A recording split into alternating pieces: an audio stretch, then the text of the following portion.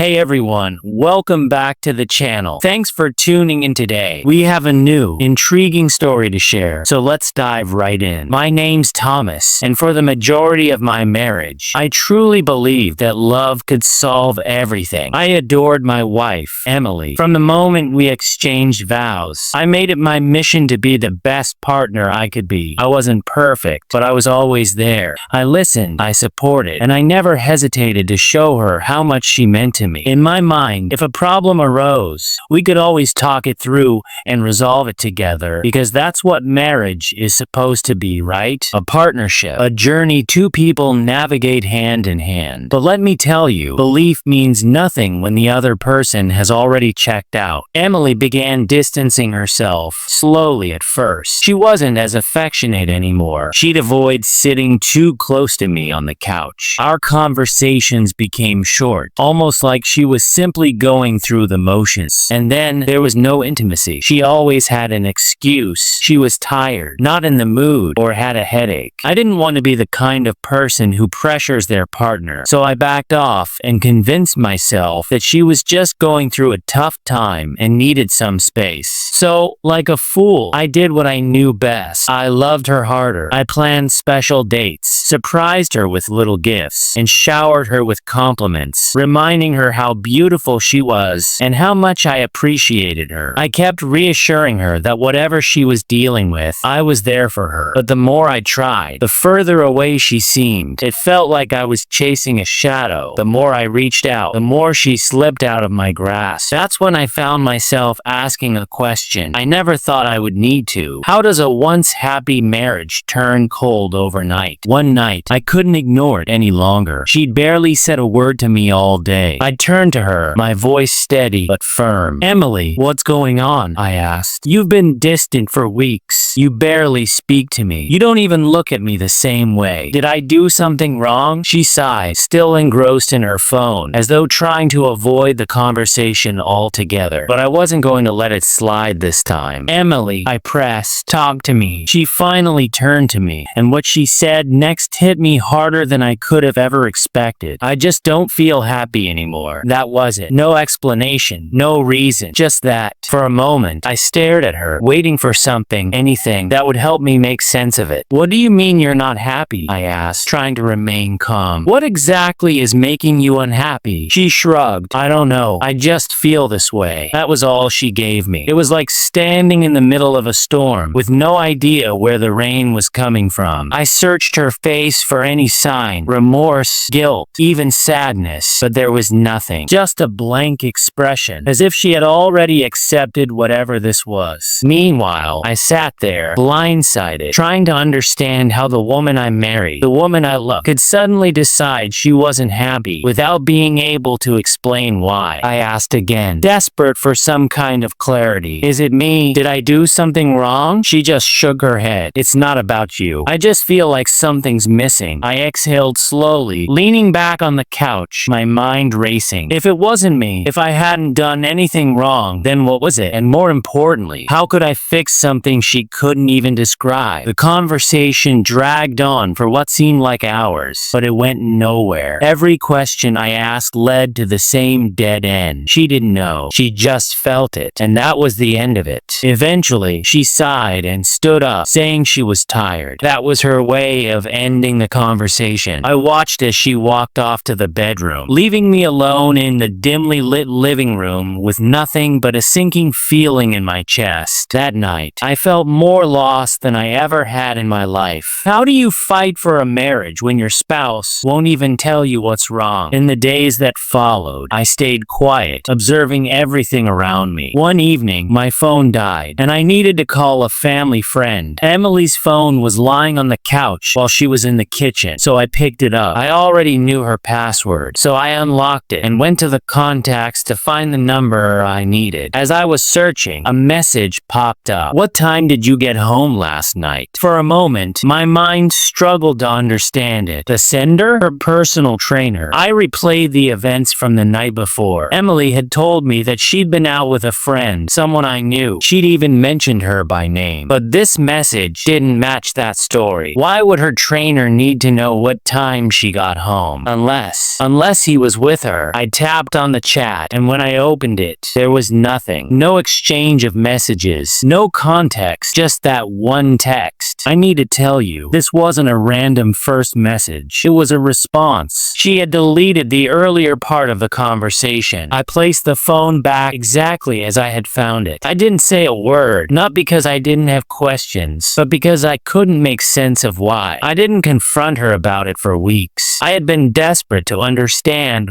why she was acting distant. I had been bending over backward, trying to fix something that I realized wasn't even broken. The issue wasn't me. It wasn't the marriage. She wasn't unhappy with us. She was just happier elsewhere, and the excuse she needed was right there. After seeing that message from her gym instructor, something inside me shifted. No longer was I searching for answers or explanations. I stopped trying to make sense of her behavior, and then I made a simple decision. I was done. If she wasn't happy, I wouldn't beg her to be or complain about it. Instead, I pulled back in the same way she had. But unlike her, I wouldn't keep one foot in the marriage while searching for happiness elsewhere. I mentally began to remove her from my life. I wasn't naive. I knew how these things work. She was emotionally checked out and more than likely already convinced she deserved more. And by more, I meant half of everything I'd worked for. I wasn't about to sit around waiting for the day she'd come home with divorce papers and a lawyer, expecting to walk away with my hard-earned money. So I acted fast. With the help of my lawyer and accountant, I moved my assets, homes, land, anything of real value, into my mother's and other relatives' names. I restructured my finances, moving money around to ensure that, on paper, I had little to nothing left. I made sure that if she ever decided to take me to court, there'd be nothing of value to fight over. To the world, I was broke, but in reality, I had secured my future. Once that was handled, my mindset shifted entirely. I no longer saw her as my wife. The woman in the house became just a roommate. I barely spoke to her. I stopped waiting for her to come around. I stopped caring if she stayed out late or lied about where she was. As far as I was concerned, I had already lost her. So I started living like she wasn't in my life anymore. I spent time outside the house. At first, it was simply to clear my head. I'd go on long drives, sit at cafes, just watching people. But then I started talking to strangers, to women, to anyone who wasn't Laura. And you know what? It felt good. I'd spent so long trying to prove my worth to someone who had treated me like an option. I had forgotten what it was like to be seen, to feel wanted. So I let myself enjoy it. I flirted. Nothing serious, just light conversation. But for the first time in a long time, I felt like a man again. Laura noticed the change immediately. She wasn't used to me being unavailable. I had always been there, always trying, always making sure she was okay. But now, I'd come home late without explanation. If she asked, I'd shrug. If she wanted to talk, I kept it short. I wasn't rude, but I wasn't interested either, and I could see it was bothering her. She'd watch me from across the room, like she was trying to figure me out. She didn't recognize the man standing before her anymore. The power had shifted. Before, she was the one pulling away, leaving me confused and desperate. Now, I was the one who didn't care, and she hated it. I could see it in the way she tried to make small talk, the way she lingered by the door when I was getting ready to leave. She never outright asked, but I knew she wanted to know where I was going, who I was with. But she didn't ask, because she knew she didn't have the right anymore. That was the beauty of it. She had spent so long making me feel like I wasn't enough. And now, for the first time, it was her who felt unwanted. One morning, I woke up to the sound of Laura's voice, sharply angry. At first, I thought I was dreaming, but when I turned over, there she was, standing by the bed, holding something in her hand, her face twisted in fury. It took a moment to register, but then I saw it, an unused condom. "You've got to be kidding me," she said, shaking it in front of my face.